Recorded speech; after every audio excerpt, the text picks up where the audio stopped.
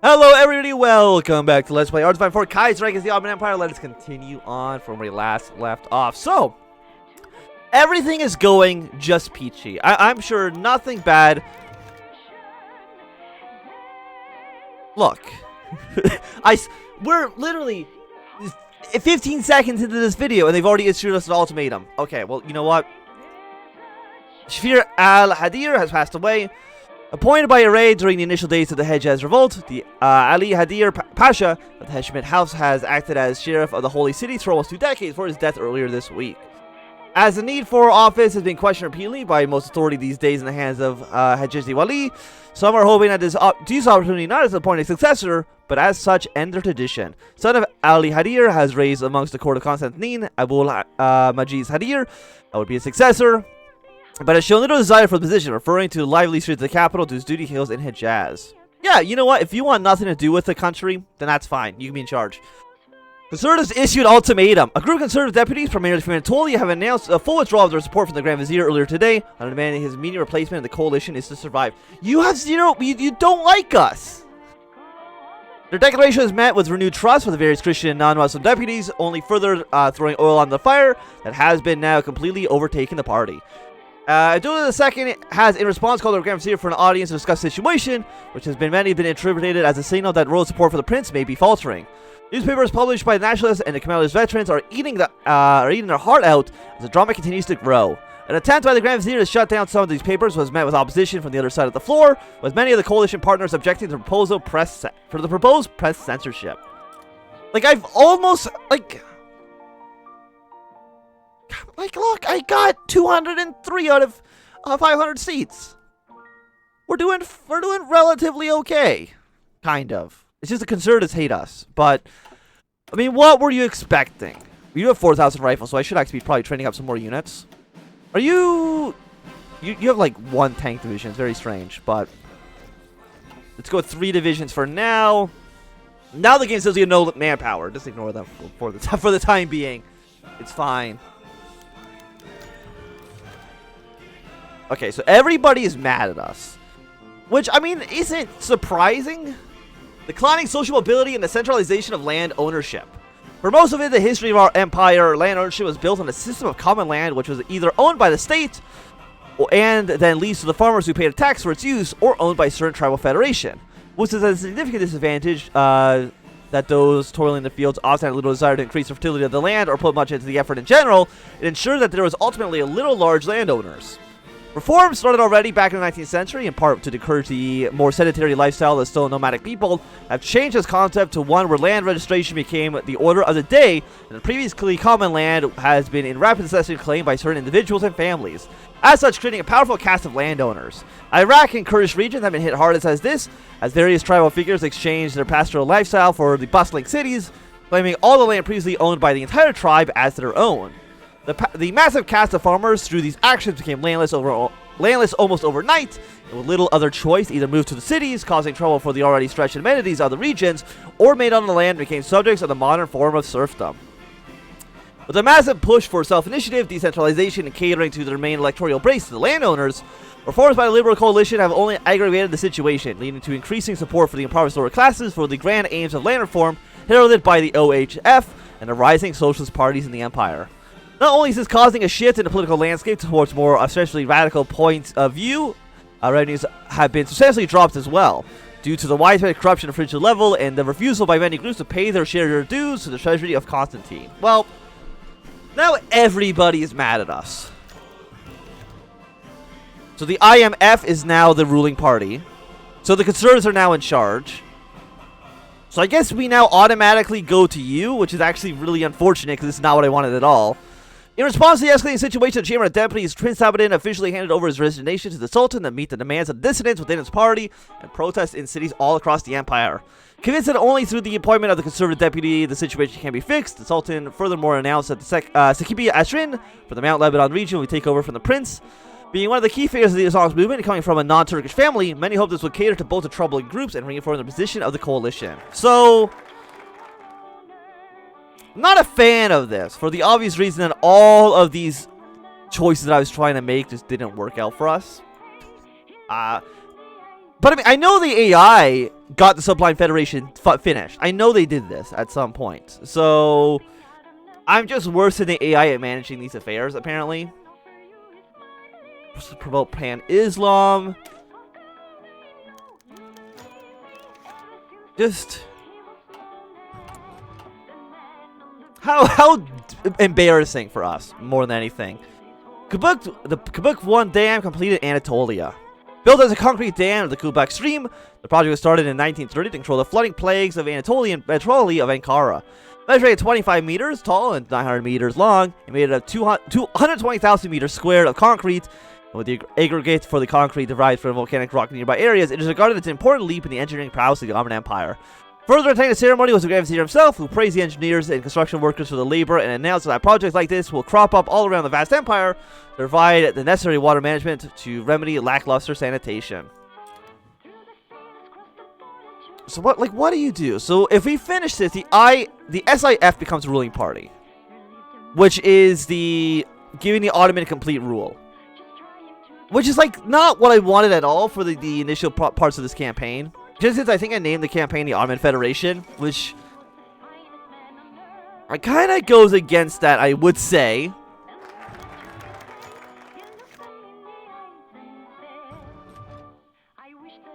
Okay, so we've finished you now. Do we not need... I mean, we still need votes for... No, now we have the votes. We have 308 votes. Apparently the Arab nationalists still love us. And the liberals still vote for us 100% of the time, so... I guess that this is fine, then? I guess doing it as the conservatives is just much easier. So I guess at this point, I might just want to intervene in the Middle East, as soon as possible. Secure the Persian Gulf. Support rebels in the... We can't really do any of this stuff, actually.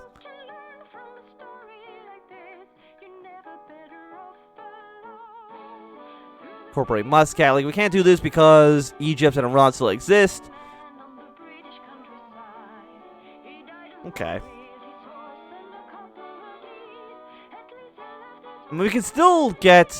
No, we can't do this because we don't have Sublime Federation anymore, which is... Again, disappointing. I guess we'll try to... promote pan-Islam a little bit, and hopefully that works out okay. The first provincial elections. Recently agreed upon, the first provincial election in the history of the Ottoman Empire has gone forwards. Overseeing authorities report that the election occurred without much incident. Although turnout at first glance seemed to be minimal, with many in the Kurdish and Iraqi vilayets not showing up to their booths. Nonetheless, all the seats have been filled and the elections have been declared a grand success in liberal media, declaring the event a turning point in Ottoman history on the par with the Tanziot reforms. And Alisher shows the cabinet, claiming to cleanse the cabinet of troubling figures and restoring public faith in the government. Arslan has embarked on a long journey to replace many of the older liberal elites with figures of the Islamic movement. Little resistance has been put forward by the liberal coalition partners, as fear of the complete collapse of the coalition have kept them quiet. The intent of the Grand Vizier, however, are quite clear in his multi-step program to restore the importance of faith, has already sent waves to the Chamber of Deputies. Multiple walis have recalled the Constantine for the questionable loyalties to make it hard to enforce this policy. So... Turkish nationalists have left the DF. That's fine. So SIA becomes, we move national spirit, blow to the bureaucracy. So we basically just going to become a... And there's only if you have 40% support for the SIF. They secularize the army, revert social reforms, enforce Marseille. It's going to make people really upset with us, which seems like a problem. Every other state will have... unrest going up, which to me seems pretty bad.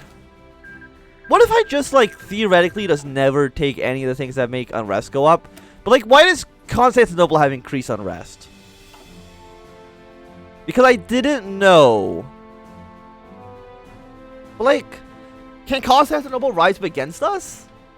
I just don't know, honestly. Increasing social inequality in Iraq. Iraqi society has always been divided between city dwellers, Bedouins, and the castle farmers working the lands between the Tigris and the Euphrates.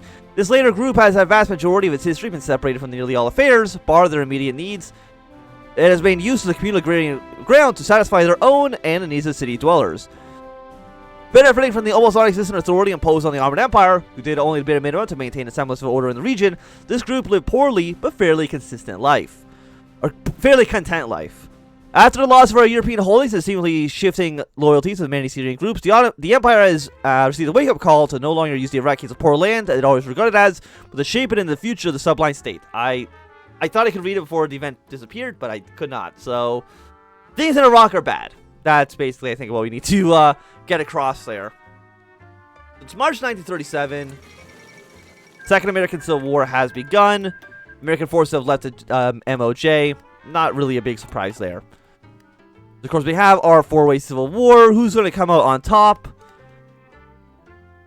I mean, the CSA is looking pretty good. The American United States, they don't have Southern Texas, which I'm actually surprised by, seeing as you were the rightful president. Organization goes up by 20%, but this only lasts for like 3 months, which actually is not like that great, honestly. MacArthur is probably going to lose because MacArthur always loses. But Mexico can intervene, which is interesting. So you know what I want to do is I think I'll actually, instead of having unrest increase in a bunch of places, I think we're going to try to fix our economic problems. Stability goes up by 5%, thank you. And Baghdadi students protest difficult maths question. A couple of schools in the city of Baghdad have bound together in pursuit for a common enemy, math.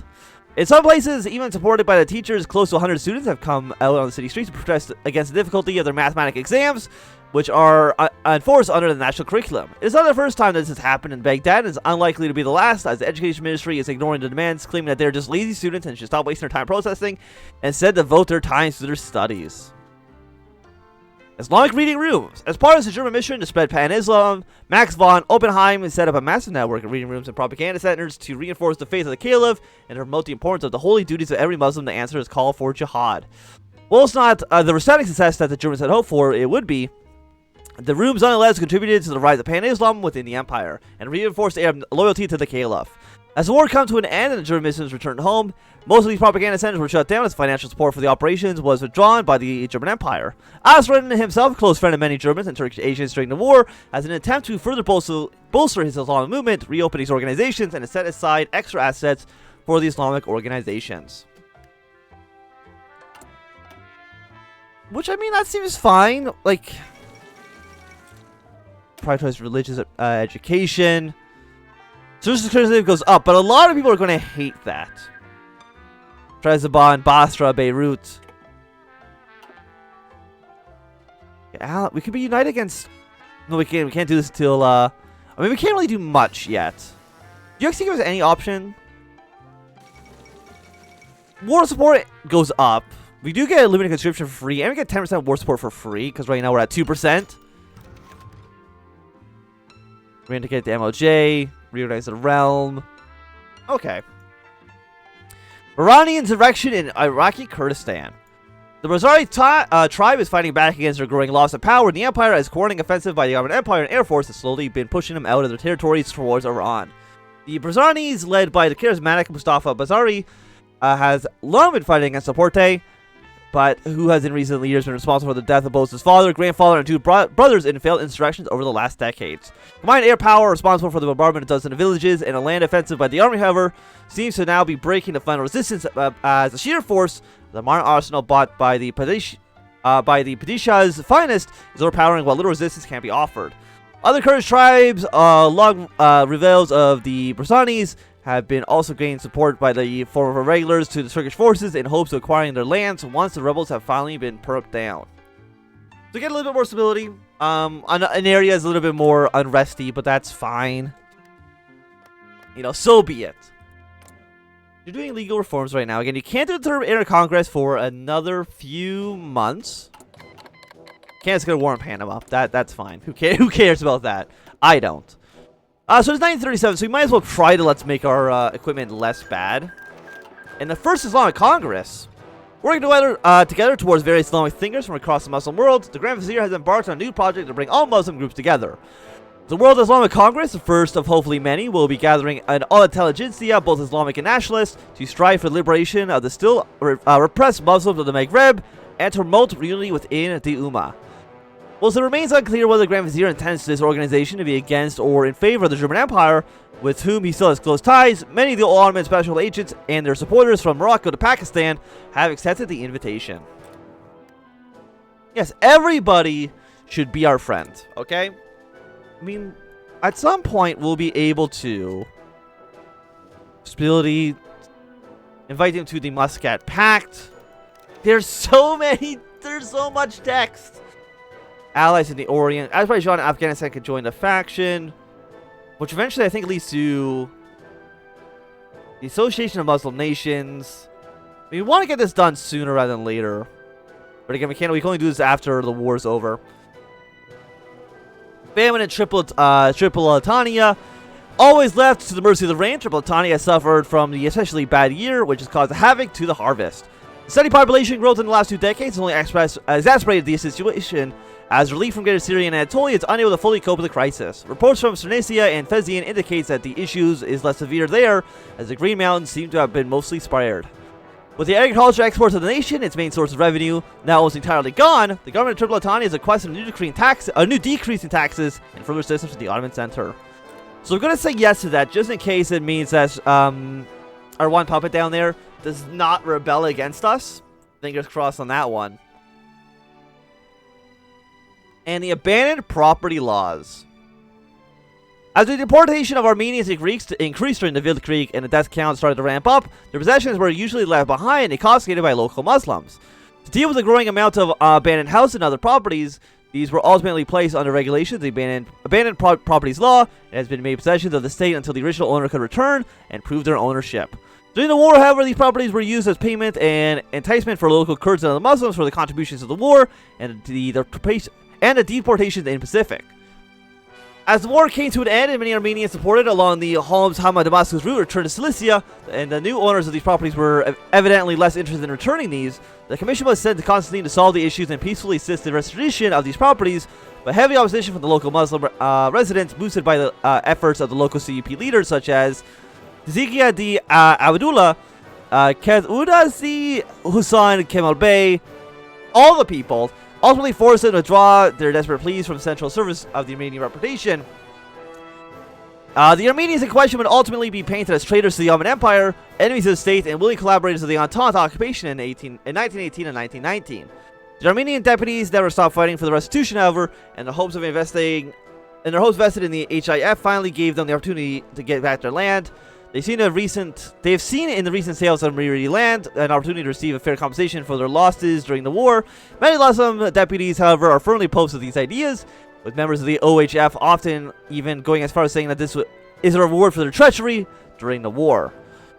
This has prompted the Armenian deputies to lose their patience with the coalition, as their inability to take a defensive stance on the issue has now led to an ultimatum. Either their people are to be compensated, or all Armenians are to withdraw from the coalition. I mean, do you want to... Okay, Turkish nationalists are at 30. Independents, I think, are at 0. So, what Armenian properties, basically? Which I think basically means that Armenia is definitely going to rebel against us at some point, for sure. But I think that was going to happen anyways. So I'm not too sure how worried I actually am about it. We're at -9 political power. It's going up very, very, very slowly. Okay, the Tsar has been restored. Dmitry III is now the Emperor of Russia. And again, we can't do any of these, right? You might auto-complete. I'm not too sure. Integrate the MOJ. We can't do that until, of course, after... Port of Rebels. Okay. The Last Voyage of Gul Damal. Built in 1875 by Harlan and Wolff in Belfast, the originally nicknamed Germanic is one of the best-known ships of the Ottoman Empire. Starting her journey under the Ottoman flag in 1910, she provided postal service to the Black Sea region until the start of hostilities in 1915. Afterwards, the ship served with great distinction as the ammunition troop transport until she was torpedoed by the British Navy. She is, however, best known for Operation the Aegean after the fall of Greece and reparations of many Turks. The reparation of many Turks in Donocles, and for being the first woman vessel to reach the shores of America in 1921, where she proudly showed her Turkish flag. Despite her admiral feats, however, the ship has now started to show her age, and after 53 years of service, she is now embarked on her final voyage, where she will be scrapped. Well, that's important information there, I would say. China has capitulated underneath the Germans. That's fine. I mean, do we want security to stability on the, I mean, if we don't get stability, right, then we can't found this association, because we need all three of these.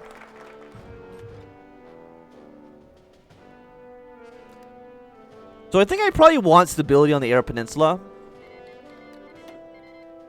Unlocks decisions. Foundation of the Belgrade Pact. Okay, this is what I'm wanting a little bit more. You're at war with the entirety of the Reichspakt, so you know what? Good luck on you, but I don't see that succeeding very well. Let's still try to fix our Great Depression. And the foundations of the Belgrade Pact. Trouble seems to once more be mocking the Balkans, and the Balkan nations have once again gathered in opposition to Bulgarian hegemony in the region. Although part of the same alliance as us during the Weltkrieg, there is no love between ours and their government, and we are perfectly aware of the designs on Edrei and Constantine. The Serbs for now haven't invited us to their alliance, but the likelihood of war on our western frontier is increasing by the day. Preparations are being made to reinforce the fortress of Edrei, and our troops are being placed on high alert for any actions by the Bulgarians. Whether or not we will be suckered into the war once more is unclear for now, as the ravaged Anatolian population, our recruitment pool is still not fully recovered from the Weltkrieg. China's been, Second International, all those things I really don't think matter. So you're now in the Belgrade Pact. I mean, you're all in the Belgrade Pact. And when will you attack? I mean, you get a decision to do the ultimatum, so I don't know when really you will just decide to invade. And I'll definitely be there, for sure. We have 51% party support, which, I mean, that seems pretty good, all things considered. Still worried about what you guys will do. And we still got to worry, of course, about the Iran at some point as well. And against Egypt. There's a lot of people we need to be worried about, for sure. So what did you guys do? Did you go for... I mean, you did one of these. Are you the Crown Prince then? No, I believe you just... I think this is the one we went through when we played at Serbia, which is just the... this guy standing tall. 3 more infantry. We'll deploy them to the Arabian border. And Persia... I mean, we're going to be on a war in many, many fronts. Anti-Bulgarian rhetoric intensifies. As the Serbs mobilize their army and the Romanians position their armies to the other side of the Danube, anti-Bulgarian rhetoric has become widespread throughout Western Anatolia, with particular hotspots in the eastern Thrace, with the imams and populace are stirring up the population for war. Remind the population of their humiliating defeat in the city at the end of the First Balkan War, and praise the heroic actions of the Ottoman army during the Second, they now call for the liberation of our Muslim brethren under the Bulgarian yoke. Small groups of citizens are already arming themselves in preparation for the coming war, as conscription centers are filled with volunteers to fight there for the reconquest of Western Thrace. It seems that war is brewing whether we want it to or not. I'm ready to invade Bulgaria, for sure. But I do think that for right now, this is going to be a good time for us to end this episode. So thanks everybody for watching. My name is Anthnwam. If you enjoyed, give it a thumbs up. Not doing, click thumb down. If you want to see more, subscribe, and goodbye.